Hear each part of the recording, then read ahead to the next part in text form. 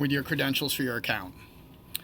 Once into the student portal, you're going to click the class registration button over to the left-hand side.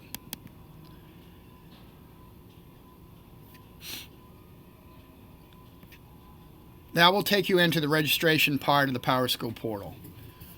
Over to the right-hand side, near the top, you'll see a little pencil. You will click on that pencil. It will then bring up our course catalog. Any courses you're interested in taking, you will check a green box beside the course. And you will go through the different screens until you've picked out all the courses you wish to register for next year. When they've all been checked off and you've gone through all the courses you want to sign up for, you click the little OK button on the bottom right.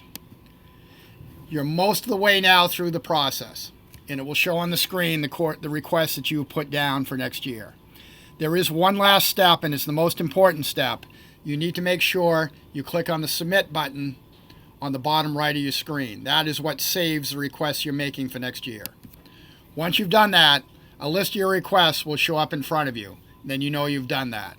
At that point, you have registered for your classes for next year. Thank you very much.